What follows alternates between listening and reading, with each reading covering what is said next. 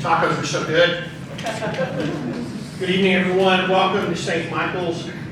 Welcome to our evening with Dan McClellan put together. A dear friend, Alice Fulmer. Let's give Alice a hand for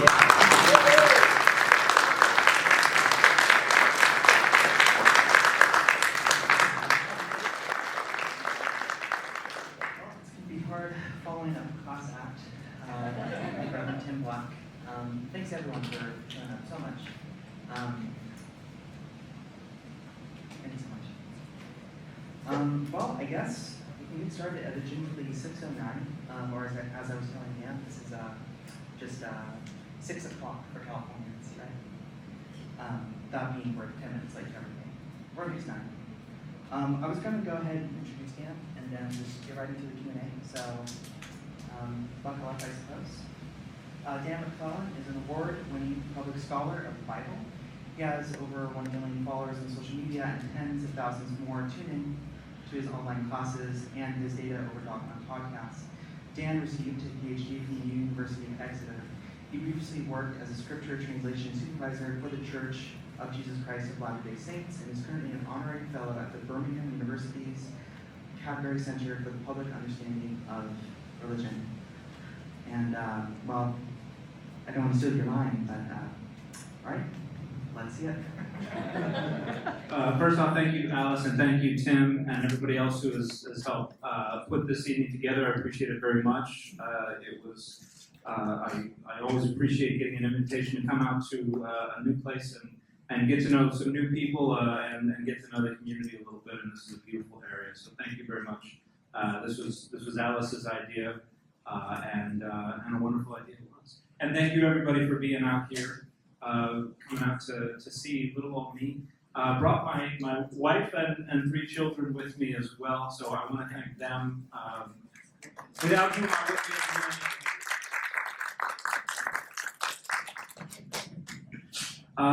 to do anything. I guess I'm here to answer y'all's questions. So, and you've got something to start off with. Yeah, I do have some pre-written questions. Probably won't get through all of them. I do want to probably cap at about 45 minutes into it, or whatever feels natural. I'll stop and then we'll start some questions from the audience. So get your thinking caps on. I was stuck for a while on what would be the first question, but I think just starting simple. What compelled you to bring this book to life? This is actually not the book I initially proposed. I was, I don't know how long ago it was. I have a friend named Jana Reese who writes for Religion News Service, and she did a little spotlight on my work at one point. And a couple weeks later, I got an email from her where she said, hey, a friend of mine who was, I was at Princeton Theological Seminary with, just reached out and asked if I could put him in touch with you. He's a literary agent. Is that okay? And I was like, well, sure, why not? And the conversation, to boil it down, was, do you have an agent? No. Would you like an agent? Yes. Do you have a book proposal? No. Let's get you a book proposal. And then I spent a few weeks writing a book proposal for an entirely different book. And that book proposal, I'm now hoping will be my second book. But he started shopping it around to a bunch of publishers, and they all had more or less the same feedback. This is a great looking proposal, would be a very cool book, but you're trying to leverage his platform for this, and his first trade book should be something that is a little closer to what he does on his platform. Sure. And so we had a meeting with one publisher, the publisher of The Bible Says So, and the editor said, well, could you do like a greatest hits of your social media content? And I was like, yeah, that'd be really, really easy. And so we came up with this framing, The Bible Says So, because that's one of the things I deal with more than any other kind of misinformation on social media is people claiming things about what the Bible says. So I came up with a selection of chapters, and they were like, you could even just transcribe your videos if you wanted, and I didn't end up doing that. I wanted this to be something that was tried to kind of bridge the gap between something entertaining like just a transcription of videos and something that could be more of a reference work, a resource for people that they could go back to when they had questions. And it was more challenging than I thought to actually write a trade book. And my agent and my editor kept giving me feedback saying, no, it still sounds like you're trying to convince your colleagues when you should just be sharing your opinion with the public. And so, I've always written in a different language than the way I speak and the way I record. So I had to kind of learn to write in a new language, writing this book. But hopefully that also makes the next one better, because now I can revisit that initial proposal, which will be about how the God of the Bible changes from the earliest literary layers to the latest literary layers, which I'm very excited to write. Well, I'm excited to see it. I'm hoping that having to learn to rewrite or write in a different way isn't too much of a flashback from grad school. That's what I'm going through right now. Yeah. Lord help me. I guess just getting into some of the questions and concerns that I had as we're going into the text. If you don't mind me starting, throwing some hardball at you. And the Bible says so. You identify univocality, the dogma that the Bible contains one sole voice, as inconsistent with the Bible's materiality and structure. Can you identify a few of the major groups or scribes who composed the Bible? For our benefit, of course. For what? For our benefit. Yeah, absolutely. We can identify some individuals, at least individuals who identify themselves in the writing. Obviously, we think that Paul was actually the author of several of the texts. Not all the texts that are attributed to Paul. The book of Revelation, scholars are pretty sure some dude named John wrote it, but it's definitely not the people who wrote the Gospel of John. John Patmos, is that right? It identifies as being on Patmos for exiled there for something. When it comes to the Hebrew Bible, it's a little more challenging. They don't often identify themselves. A lot of the prophetic books, scholars think that at least the cores of those books were written by itinerant prophets in the time periods that they originate, but all of them have, to one degree or another, accreted a lot of additional literary layers. And then when it comes to the Pentateuch, the first 5 books of Moses, the best we can do is identify some broad kind of conventions that allow us to divide up the text into somebody who's very concerned with priestly things. We call that the priestly source. Somebody that we refer to as the Deuteronomist or the Deuteronomistic historian, who was concerned for different sets of things and probably originated under the reign of King Josiah. And then we used this, well, there are still scholars who say it. J and E are 2 other sources, the Yahwist and the Elohist. But there are a lot of scholars, and I'm one of them, who think that we probably can't identify them as full documentary sources. And so when people talk about every now and then you hear people say that the documentary hypothesis has been debunked, and a lot of apologists will then take the leap to say, well, that means we should default back to Mosaic authorship. But the reality is it just means it's a little more complex than the documentary hypothesis. So we can kind of divide up texts into groups that we think were composed by at least the same stream of tradition, if not the same individuals, but identifying who they are is a lot more difficult. Yeah, I mean, I don't come from, academically, I don't come from a biblical background, but certainly a similar challenge in medieval studies, my day job, right? All these silly little scribes that we assign silly little names to.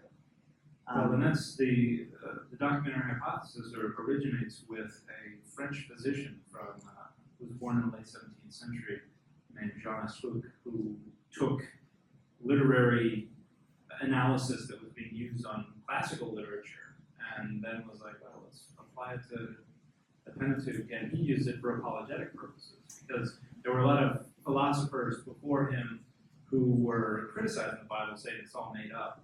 And he basically said, no, Moses used 4 different sources and compiled them together to write the Pentateuch. And so the origins of the documentary hypothesis are actually in apologetics, interestingly enough. On that note too, my second question, was where do you see the Bible says so in conversation or proximity to the traditions of hermeneutics, of exegesis, and also apologetics? Like, where do you see itself triangulating or not with these three fields? I think it is interacting certainly with and is influenced by hermeneutics and exegesis and things like that, but I'm also bringing into it cognitive linguistics and some cognitive science of religion. Yeah. And I think that, for me at least, that brings a little bit more data into how we talk about how texts mean and how people interpret them and things like that. And so I think if somebody is trained just in hermeneutics or exegesis, I think they will find things that they disagree with because I'm coming at it from a slightly different angle, and then apologetics obviously they'll all hate.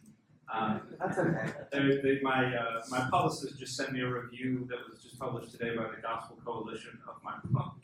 And he was like, it's not very positive. And I was like, I know, you don't have to tell me. Sometimes things aren't positive. Yeah. But I think there is a lot of optimism coming from the book, if nothing else, cheering us up with, the different pop culture references. You'll see scattered throughout.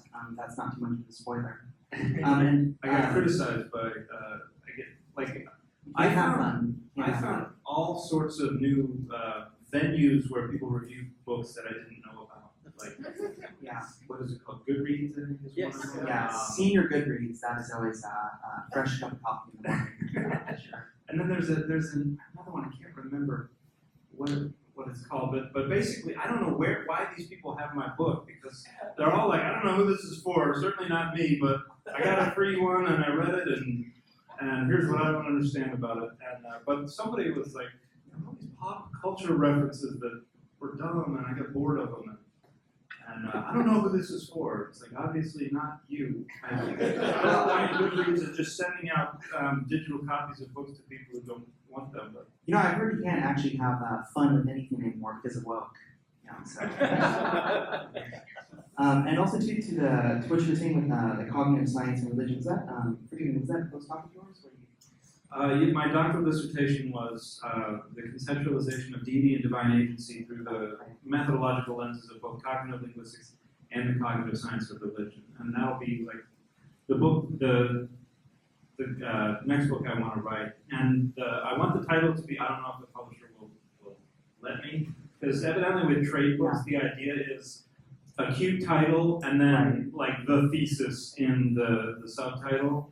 But I want it to be God, a life, because I will be using biography to frame this discussion, because there's a birth, and I'm going to argue that in a sense there is a death when we get to orthodoxy and Nicaea and things like that.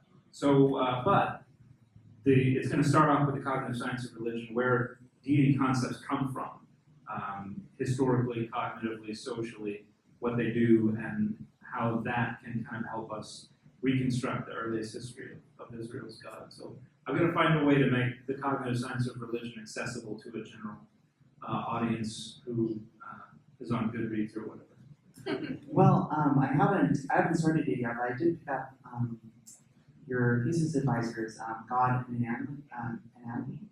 So would that be kind of like a spiritual sequel? So it would be in a similar vein. But Chessie's book was wonderful. If anyone has not read yet God and Anatomy, it's a phenomenal book. There are 4 chapters on God's genitals alone. So. No one tell Maynard, what's his name? Maynard James Keenan from Tool. He'll be all over that. My family is friends with Maynard. Is that right? Yes. Why you should invite him? Could you imagine the 3 of us on fire? He doesn't know me, but my uncles used to run this town in Arizona called Jerome. Oh, yeah. And sure. Maynard lives, at least at the house there. Right, he has a vineyard. Yeah, and hangs out there all the time. And so I got my grandfather lived in a tiny home that my dad built in Cave Creek, Arizona. And when my grandfather was passing away, he had a bit of inheritance, and he was like, "Screw you kids, I'm giving it to the grandkids." And Maynard showed up and was like, "I would like to buy buy your tiny homes from you. This was before the new It's album. such a little If anybody freak. knows anything about Such a Tool, little freak. people have been waiting for a long time for this album to come out. And he was like, my new album drops July 31st. I will give you a check for the entire amount on August 1st. And I had some friends that was like, I don't know when the new album's dropping. Yes, and then I thanked all my friends who bought the album for funding my inheritance from my grandfather. You know, I mean, it's an easy, that really is an easy segue for a number of these questions, but one, I remember years ago watching an interview with the guys from Tool, and at least one of them, if not more than one, is really into the Enochian magic kind of stuff. Okay. So I do have at least one question about Enoch here. Let's see. One text outside of the Bible I noticed you return to again and again, and the Bible says so, was the books of Enoch. Would you be able to shed some light on Hebrew Bible's influence on this text and its influence on the Christian New Testament? Absolutely. There's a lot of both. First Enoch is, I call it fan fiction of Genesis 6. And some people get upset with me about that. But I refer to a lot of things as fan fiction in the Bible, both canonical and non-canonical. But basically, there's this weird story in Genesis 6 where it says the sons of God saw the daughters of humanity, that they were very fair, and they went down and they took wives of them, as many as they chose. And then suddenly it's like, and God's pissed now, and he's going to destroy the entire world. So it's kind of a rationalization for the flood, but it's very brief. It's 3 verses. And then you get the entire book of Enoch is inspired by that. And so you have actually a few different tellings of what went on, where you have these 200 disobedient angels, and they're led by the head malevolent angel, and they're led by captains of 10 or captains of 20 or something like that. And this is written probably in the Greco-Roman period, so between around 300 BCE down to the latest layers of it are probably written around the same time as the New Testament. But the majority of it comes in the 3rd through 1st centuries BCE. And it basically has Enoch just being shown a tour of the afterlife and how angels are being punished. And How Dantean. And yes, very. And it is basically where the New Testament gets ideas about Satan, about hell, about heaven. An awful lot of the New Testament is based on this literature. It was phenomenally popular in Greco-Roman period Judaism and then among the earliest followers of Jesus, and was considered canonical and authoritative and inspired by the earliest generations of Christians. But I then, believe it's in Jude. yes, Jude directly quotes it. It says, and Enoch, the 7th from Adam, prophesied. And not just quotes it, but calls it prophetic, calls it prophecy. Verse 7? Yes, I believe that's verse 7 or 8? Someone I fact check that? Actually, I think it might be verse 9, but or no, maybe it's Well, I mean, luckily there's only one chapter. yeah, it's only one chapter. Um, But it was a phenomenally influential text, and Christians who deride and mock and criticize it should become aware that it is the source of basically their ideas about the afterlife and their idea of a malevolent deity who functions as the enemy of God. All that's coming from the Enochic tradition, which is also found in other texts, Jubilees a little bit, Book of Giants, which comes from the Dead Sea Scrolls. So it's not just a single text, it's a whole tradition. Oh, well, may as well. It's a prayer book and a hymnal. Yeah. Oh, that's a hymnal? Yeah. So it's not going to be in here. Well, what we made for a proper Bible. We got a Bible here somewhere. Hang on. I hope so. Well, yeah, we do, in fact, we all have Bibles on us, I guess, yeah. Or is it verse 14? Yeah, it's verse 14. It was also about these that Enoch in the 7th generation from Adam prophesied, saying, see, the Lord is coming with 10,000s of his holy ones, to execute judgment on all, and to convict all the ungodly of all the deeds of ungodliness that they have committed in such an ungodly way. Yeah, goodness. With Enoch too, I've if I could have a funny little story, I went to buy a copy recently, also from St. Martin's. I think it was just dropped just a few months ago, probably not long before your book. And I went to Barnes & Noble. What book was it? I was a compilation of like books of Enoch. Oh, Yeah. And yeah, I think also St. Martin's Press. And I saw my local Barnes & Noble, had a copy, went in, couldn't find it. I'm like, is it going to be in like the metaphysical section or something? And I go and I ask the manager, like, hey, says here you have the book of Enoch. I don't mean to be Karen or anything, but where is it? Oh yeah, we keep it behind the register, like it's cigarettes or something. There you go. The Satanic Bible, of course, was there too. oh, behind the register. I guess there's a certain subset, and I speak from experience of Wayward Youth.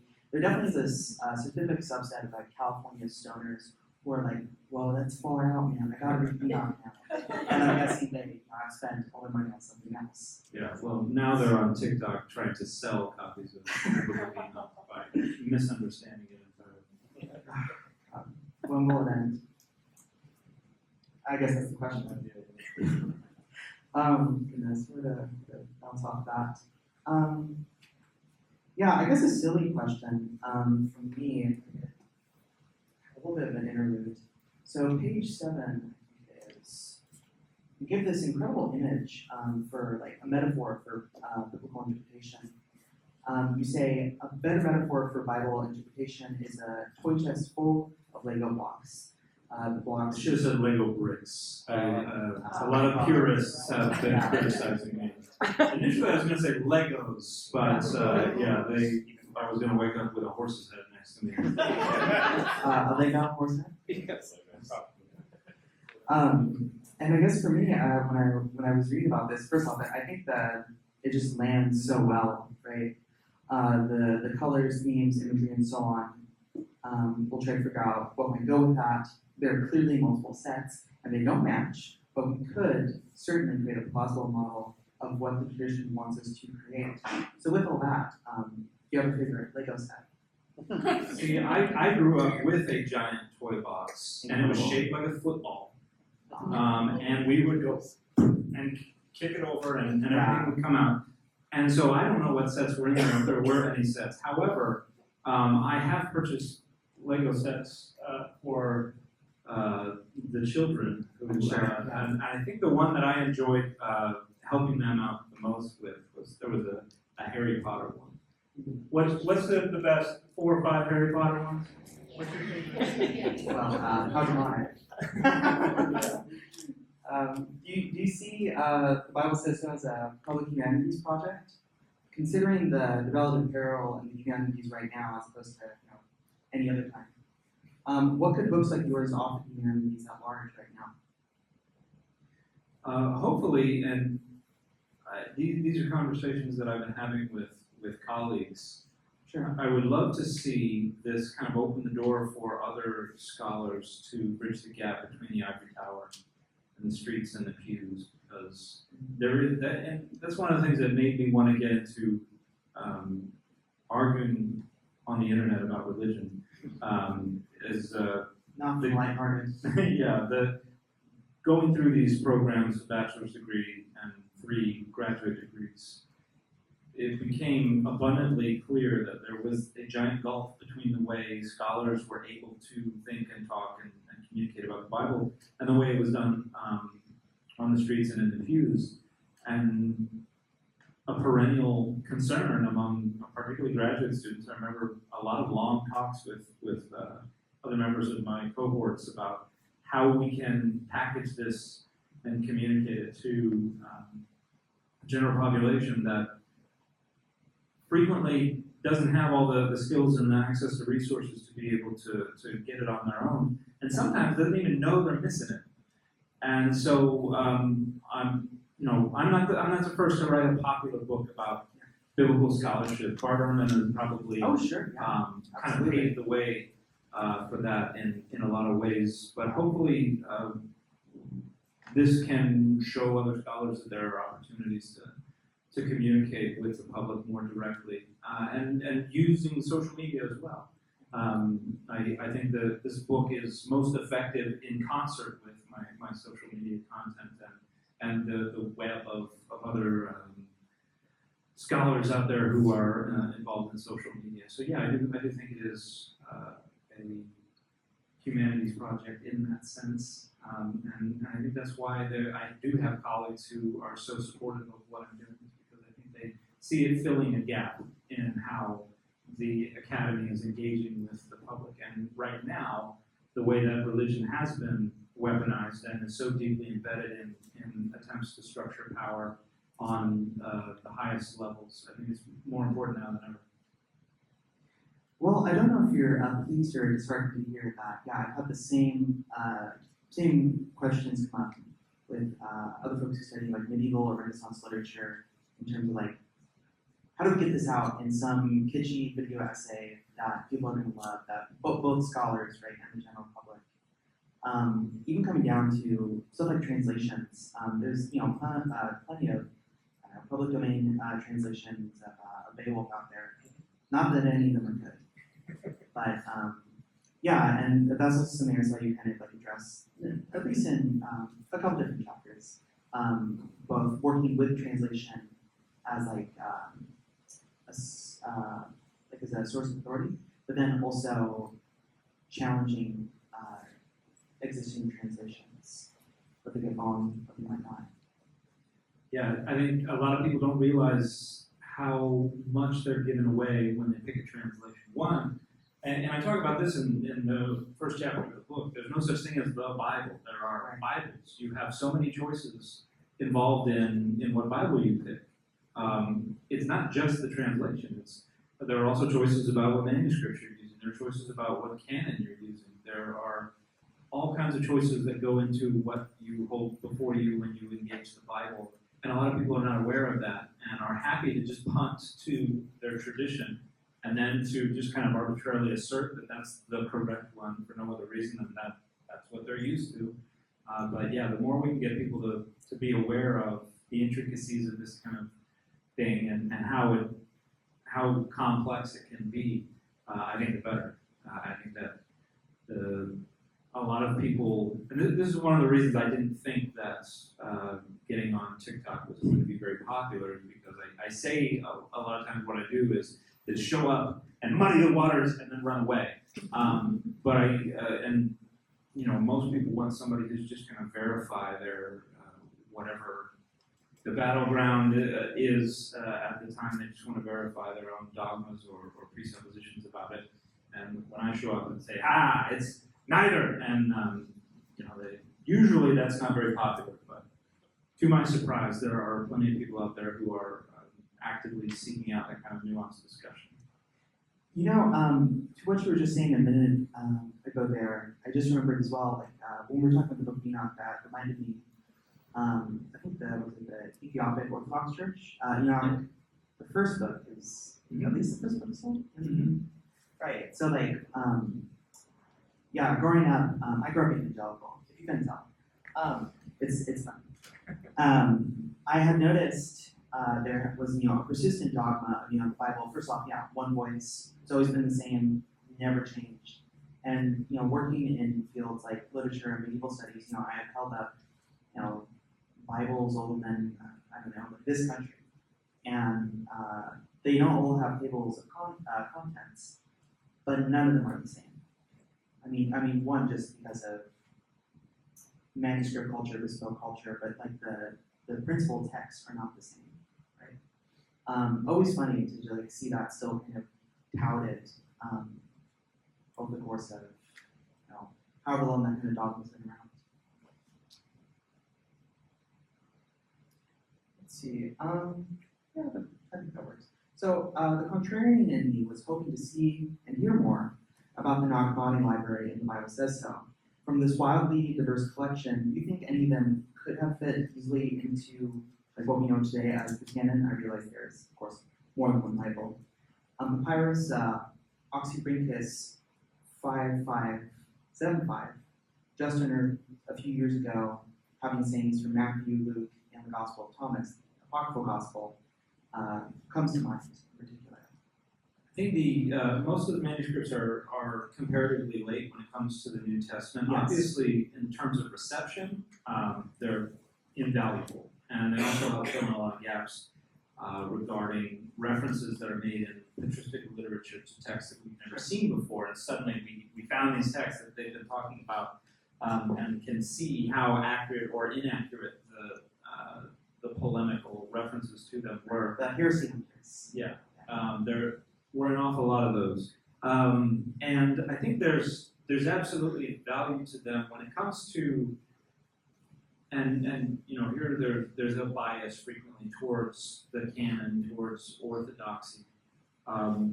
One of the first things I'm always thinking about is reconstructing the earliest generations of Jesus followers, reconstructing the historical Jesus. When it comes to that, there's not a whole lot that they can do because most of them, I think, are originating in the 2nd century CE. Yeah, And the vast majority, I believe. yeah, now the Gospel of Thomas is an interesting case. There are a lot of scholars Isn't it? that some of the utterances, the sayings in the Gospel of Thomas could be from before the canonical Gospels. But there are also a lot of layers that are probably more influenced by the Gnostics, so it's coming 2nd century. I wondered if has not just accreted more and more sayings over several generations, but some of my friends who are experts in the Gospel of Thomas don't like that conclusion. So Please introduce me to them sometime. yeah, I'm sure there's I love debate. Thomas. Yeah, I'm sure there's debate. But that would be the one that I think would have the most value to scholars trying to reconstruct what Christianity looked like when it was first being textualized. Because we have a lot of people think that whatever the canonical Gospels relied on, there would have been sayings Gospels, some kind that preceded them. Q is based on the idea of the sayings Gospel, and the Gospel of Thomas is a sayings Gospel, and so it could have originated in traditions that were in circulation prior to the writing of Mark, which would have been the first Gospel. So I think that's where the most interesting part of that collection, apart from just the history it reveals about the 2nd through 4th century CE, but I don't know that it has much to say about how traditions about Jesus developed in the earliest decades of Christianity. There have, though, recently been some reconstructed work for the what's called the Marcion's Gospel. Is that right? Marcion's Gospel. Oh, Marcion's Gospel. Yeah. Yeah. I think if I didn't write this down as a question or a quote from you, I think you referred to Marcion in here as the first big Paul stamp. Yeah. Yeah. There's also plenty of that kind of language in the book. Yeah. I mean, just I don't know if this is too much of a clickbait question, but I mean, what are your thoughts regarding Marcion and like the gospel? Could have been before Luke, or the idea is that it's kind of like that there was the Gospel of Luke in that for a long time people saw Marcion's Gospel as an edited version. Is that right? But now consensus is. So I think it's moving in the direction of people thinking that Marcion's Gospel, if it did not come before Luke's Gospel, it at least influenced the editorial growth of Luke's Gospel, because Marcion's Gospel version of Luke does not have the first couple of chapters, which is where which does not have, for the first 2 chapters is where we have the nativity. And so there are folks who said, well, Marcion didn't like the nativity because that conflicted with his docetism, the idea that Jesus wasn't a physical human being and only appeared to die, and so on. And so some people said, Marcion took it out.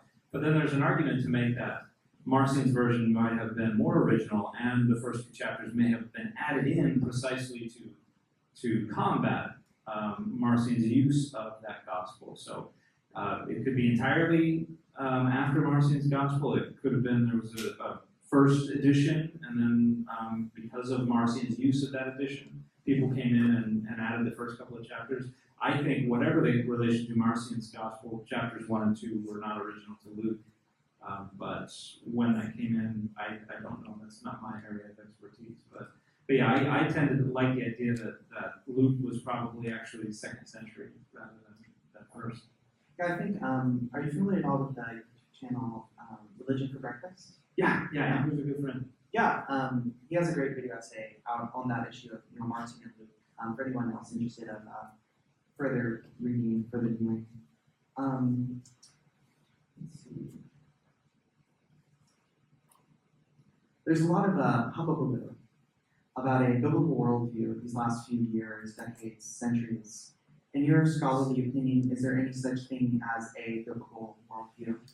Worldview, no, because the Bible doesn't have a single worldview. It has multiple different worldviews. So any attempt to try to say, oh, this one is biblical, is basically just synthesizing a bunch of different stuff, and usually in the direction of whatever is going to be most useful rhetorically for the person asserting that worldview.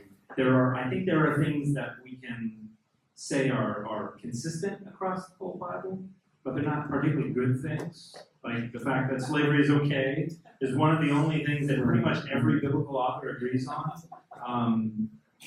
There are very few of those kinds of things, and those are not the kinds of biblical worldviews that people are asserting these days. And this is where we get back to the Lego analogy, where you have a bunch of different things going on. It's not constructed already. It's up to you to construct the meaning. And so folks are going to construct this and say, haha, biblical marriage. It just happens to be what I want it to be to serve my own personal interests. And now nobody else understands biblical marriage right, and they're not doing it right. It's all about this thing that I just created. Right, conveniently for identity politics. Right, exactly. And so they talk about, oh, biblical marriage, one man, one woman. They cite Genesis 2:24. It's like, no, polygamy was normative at the time. That was not. So if you're asserting biblical marriage based on Genesis 2, you should be okay with polygamy, but hopefully you're not.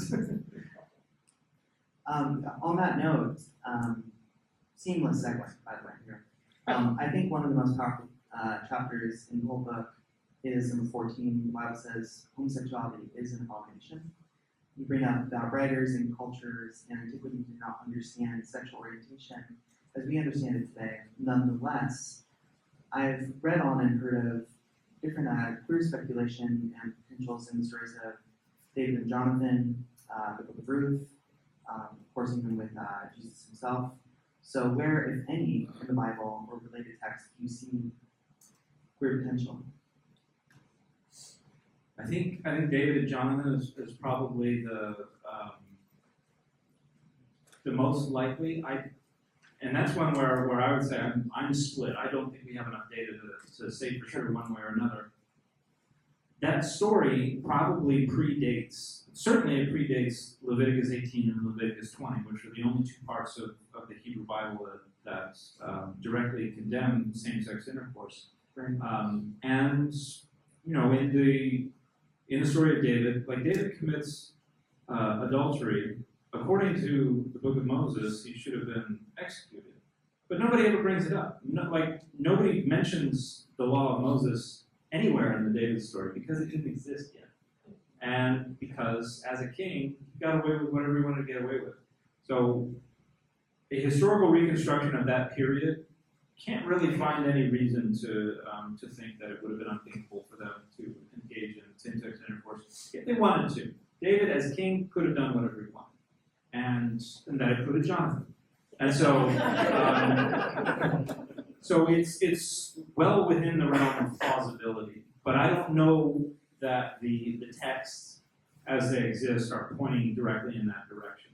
So I always say that for me that's a toss-up. I don't know.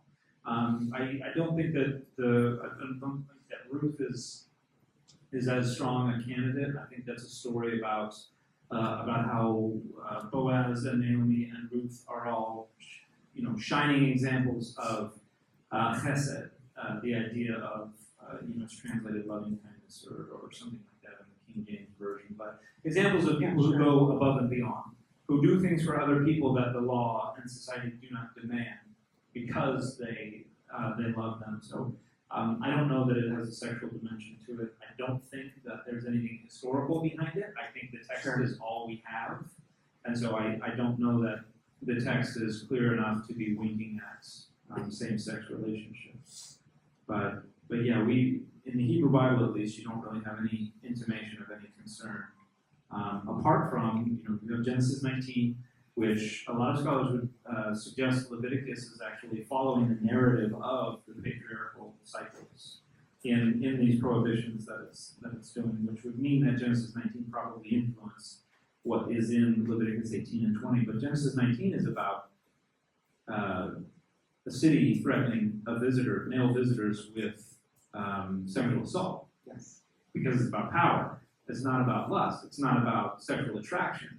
And, the sexual assault of men is something that goes on in many different parts of the world down to today, not as a function of lust or sexual attraction, but as a means of demeaning, a means of shaming, a means of punishing people in ways that emasculate, that feminize, that humiliate.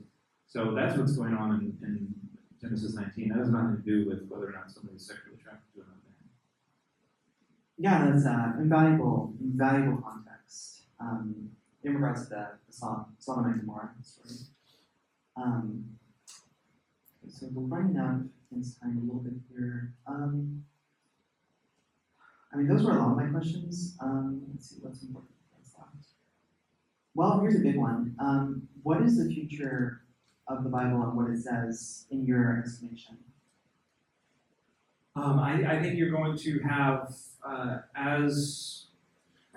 particularly in our nation, as things get more divided, I think you're going to have Bible believers entrench themselves more in their kind of binary approach to things. I think you're going to see the dogmas that I talk about, inerrancy, universality, inspiration, be asserted a lot more. But I think in the long run, it's not going to win out. I think that a more constructive, a more compassionate approach will probably win out. However, I don't know that it's not going to get significantly worse beforehand. I think we're in a period that very similar to what was going on in the 19th century when it came to things like slavery and things like evolution. And there's going to be I think there will be a very acute period of debate and hopefully not actual violence, but who knows with the kinds of irrationality and dogmatism that we're seeing right now in political discourse. I think the Bible is going to be held up as an authority for people who want to have it their way. And that's why people should read the book. Yeah. More informed approach to interpreting the Bible. I guess if I could close with a question, then we'll get some questions out from the audience. Where does personal faith and peer-reviewed scholarship begin and end? Can a scholar without bias exist? Well, no human without bias can exist. So That's obviously, no scholar without bias can exist. But I think that there are an awful lot of scholars out there who are people of faith. I think some people think that critical scholarship is entirely inhabited by atheists and closeted atheists. Right. Atheist theologians. Yes, Yeah, and that's simply not true. There are folks out there who are a lot more critical than I am, who are also members of churches, members of religion, people of faith, who I think approach things very similar to the way I do, that it's better to have as much data as we can to and there's compartmentalization that goes on, and it's you have to constantly be evaluating the work that you've done to try to identify and weed out the influence of those dogmas, and at the same time, I think there's an awful lot of wonderful scholarship that is done by people who are doing work in reception history and contextual theology and things like that, where they're saying, no, this is my positionality, and I'm going to use that to inform what I go research and how I research it in order to try to help other people who are members of my own social identities. I think it's a spectrum. I don't think you can draw a hard line in the middle of that spectrum. I think there are well-meaning folks across the entire spectrum, although I think they peter out when we get to the end. That's trying to leverage the Bible as a weapon, as a means of structuring power and values and boundaries in favor of right-wing authoritarian and social dominance orientation, identity politics. So I think it skews probably to more the folks who were there, I think, doing a good job and actually being self-critical. I think skew to the more progressive end of the spectrum, but I would say it is the spectrum. There's always a spectrum in my experience. I'll leave you to figure out what it is. How about a round of applause?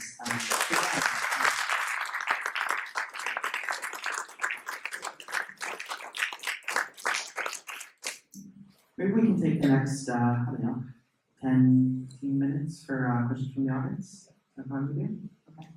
Well, no one claw over each other. Let's see. In the blue shirt? Do you want me to use mic or just say it out loud? You seem to have a good volume.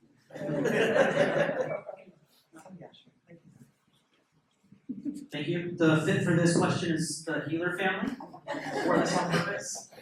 I'm a Lutheran pastor up north in Solvang, and these are all members of my church, and I run a deconstruction group, and so your work is invaluable. And you mentioned the gap that exists between scholars and what happens in the pews, and there's also a tremendous gap between pastors coming out of seminary and lay people, and your work has been huge to make it more accessible, to use language that computes, and even have snapshots of various things instead of going into entire books and doctoral theses. And so what you're doing is phenomenal and invaluable to other people like me, trying to help others understand data over dogma. So thank you, one, for that. My question, I've been wanting to ask this for a while, has to do with Paul's theology, especially Paul's theology in the authentic letters, and how much influence Paul has had on the dogma of our day. And for lay folk especially, they rely so much on that dogma. And we're talking about dogmas that affect sexual identity, orientation, gender identity, gender roles, and so much of that dogma, it seems, was based on Paul's genuine belief that Jesus was going to show up tomorrow, and there's essentially no point in planning long term.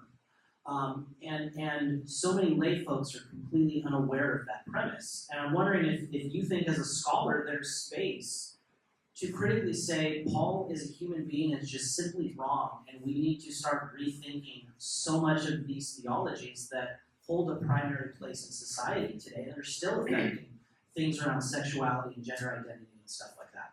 Yeah, absolutely. I think there is space for that, and I think there are scholars out there who are doing it, pointing out. And that's something I've probably made at least 2 or 3 videos on that, but need to make more, pointing out, hey, Paul literally thought any day now. And that's why he was didn't care about procreation, marriage, sex. He didn't care about procreation. People bring up Romans 13, and it's like he's writing to the folks in Rome saying, oh yeah, whatever, okay, listen to him. This is a practical concern. He's saying, don't rock the boat right before Jesus comes and changes everything, because that's just going to make life more difficult for you in the meantime. So I think there's absolutely room for that. It is tricky because most folks who are sitting in pews do not want to hear Paul's wrong, and it's up to us to negotiate with this and chart a path forward. They have a hard enough time accepting that the pastoral epistles were not written by Paul. But there are so many, there's so many conflicts when you compare the genuine epistles to the pastoral epistles. It's a difficult pill to swallow because it's asking so much of the folks in the pews. It is an enormous hurdle to get over, and this is something that when people ask me about deconstruction, one of the things that I sympathize with conservative folks and apologists who are trying to engage, and I'm trying to tell them to think critically, because what I'm asking them to do is basically demolish their worldview and then start over from scratch, which is an intimidating thing that particularly folks who are making money on the internet, perhaps their livelihood on the internet, doing apologetics are not going to be like, oh, maybe I should just tank my entire livelihood and then rebuild my worldview from scratch. It's asking an awful lot of folks, and so I think we just have to keep hammering away at it until it becomes more widely accepted and it becomes something that people are going to have to engage more directly rather. Because right now you can go boom and just go to your community where you're safe, where you don't have to deal with that and you can hide from it. But yeah, as long as that is influencing things like legislation, things like how people live in their communities, as long as those dogmas are negatively affecting people's lives, livelihoods, life and death, I think it's something that's going to be necessary. We're going to have to keep pushing that, but it's a long road. Let's go in from this side. My second question is, with kind of on the coattails of the new Pope being installed in the Catholic Church, especially being the Chicago-born Pope, I wonder if you have any thoughts on the implications for U.S. society for this seeming to be a more progressive Pope, kind of also relative to the Catholic Church, right? After the late Holy Father, Pope Francis. So those are my two kind of questions. I'm fascinated by it.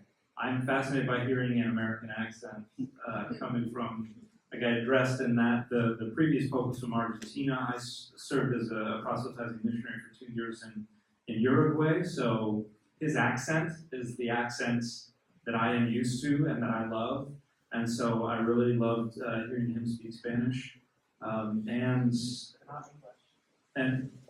not English. But yeah, it is very different. I don't know what it's going to mean, apart from I think there will be a lot more attention that the Vatican will probably shine on the rather fascist structures of government that are being implemented right now. I think he already has.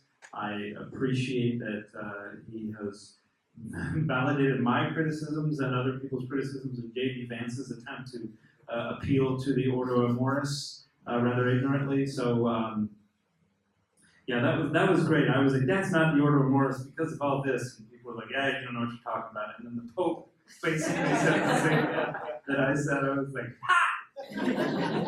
And and then they're like, well, you got an opinion.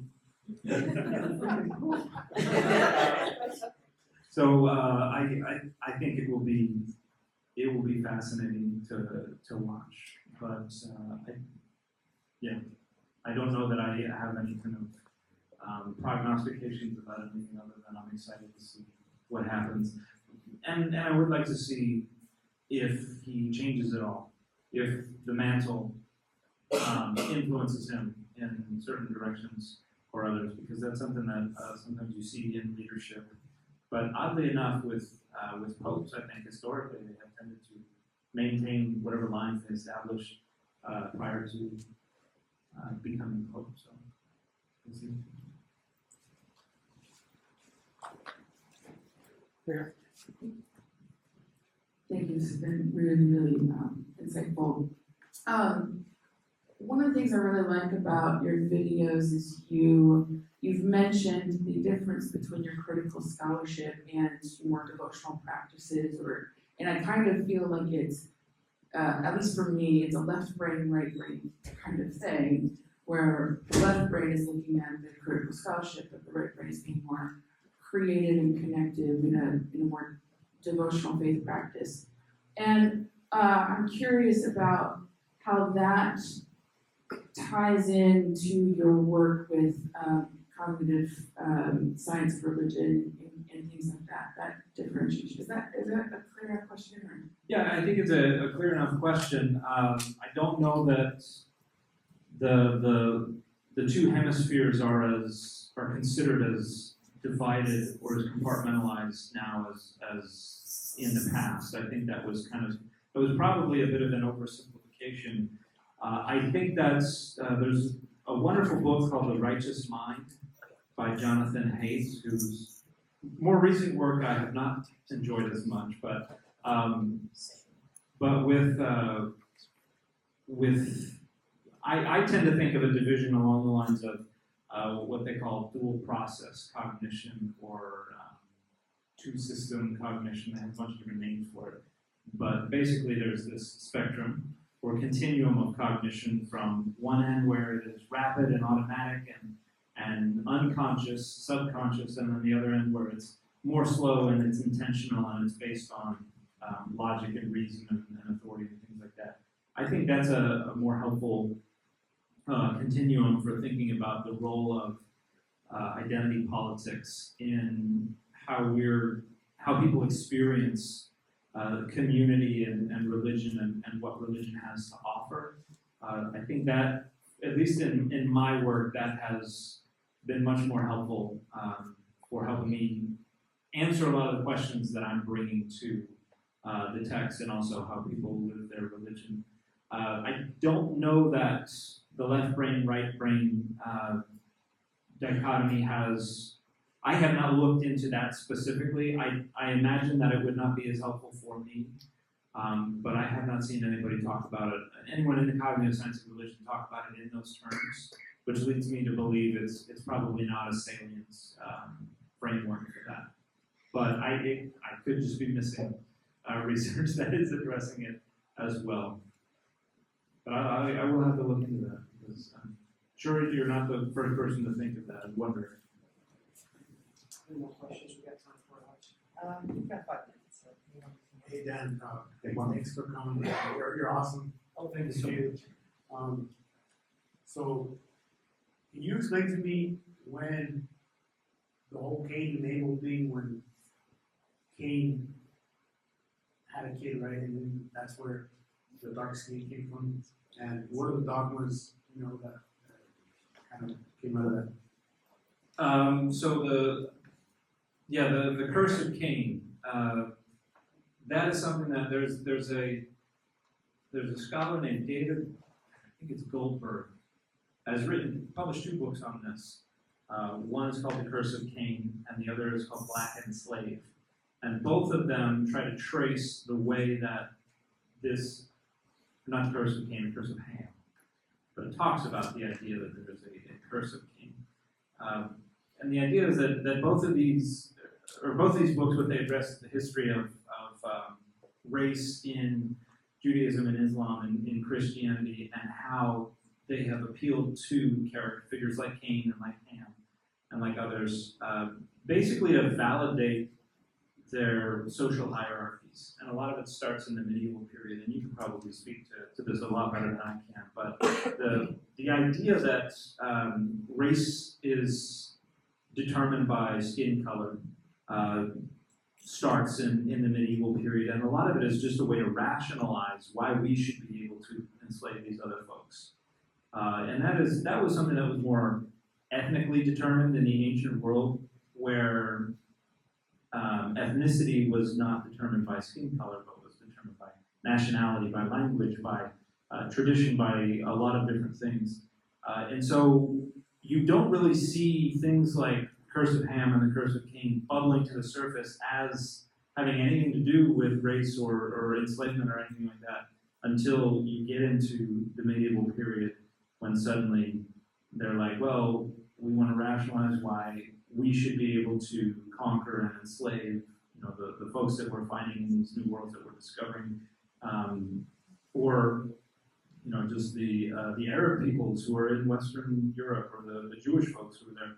And you start to see people be like, well, what if we use that passage there? And, Ham was supposed to be the people who inhabited Africa. So Ham was, the curse of Ham was cursed, and it was really about Canaan, but it's a slave to your brothers you will be. And so that allows us to enslave everybody in Africa. And so it's basically an ideology in search of an excuse. And so they go to the Bible and just kind of go, what can we use? What can we use? This will work nicely. So it's not the Bible developing or informing or generating these ideologies. It's the ideologies coming to the Bible as a proof text, which is how an awful lot of eisegesis, an awful lot of biblical hermeneutics operate. And this is something I try to talk about as frequently as I can. Nobody's worldview or ideologies or religious dogmas or beliefs actually just flows straight downstream from the Bible to them. It's that process of negotiation where overwhelmingly we want to validate whatever identity politics are important to us. And so we have those identity politics, and then we go into the Bible to authorize or validate those identity politics. So the direction of influence is actually usually directly opposite. And certainly when it comes to Cain, the notion that Cain had darker skin or anything like that, that is something that is read into the text. That is not something that comes from the text. Hold on. Maybe time for one more. In the back. Okay. I just have a really softball question, really. Being the last one, having listened to a lot of Ezra Klein show, what 3 books do you recommend? Gosh. Besides mine, I assume you mean. I really like the, if you mean of all time. Yeah, comics work too. There was a really good book that I read as when I was doing my undergrad. It was called As a Driven Leaf, which is historical fiction, and it's about Rabbi Akiva, and it's basically following his attempt to try to make sense of the world around him and the struggles that he had in dealing with the religious leadership around him and the religious community. And I thought that was just a fascinating book. What is it called? Man's Search for Happiness? Victor Man's Search Frankl? for Meaning. Victor Frankl. Meaning. That's the Viktor Frankl book? Okay. That's another one that I found phenomenally insightful and powerful. I really, as much as I hate to endorse Jonathan Haidt these days, I really like The Righteous Mind. I think that's a wonderful book for a lot of people to read. I'm going to rattle off one or two more. The Telltale Brain by V.S. Ramachandran, who also wrote Phantoms in the Brain. He's a neuroscientist who came up with some revolutionary treatments for folks who had like phantom pains and things like that. If you want to get a look into all the weird things that our brain does, that's a phenomenal book.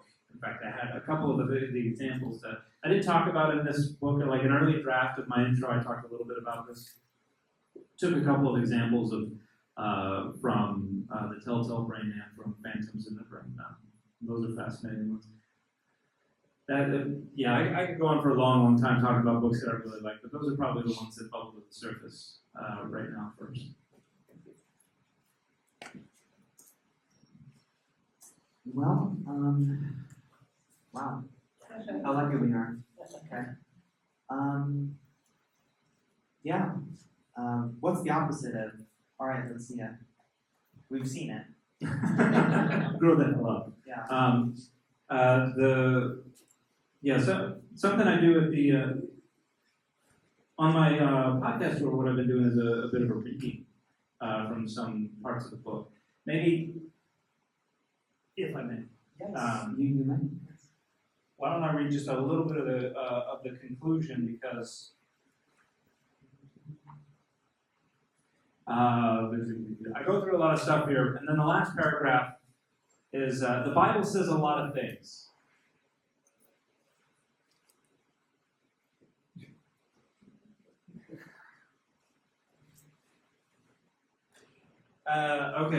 So something that my daughters get a kick out of is I saw a comedian do this thing where he did the line from Taken, the message on the phone, but he did it as Kermit the Frog. I don't have any money. So my daughter would like me to read this in the Kermit voice. The Bible says a lot of things. Well, we think it does anyway. It doesn't really speak for itself. We speak with and through it, and we already reject so much of what it's offering. This is not working. So much of what it's offering we're most likely trying to say. We already create its meaning in our own image and likeness in so many different ways. We're going to negotiate with the Bible whether we acknowledge it or not. That's simply an inevitability.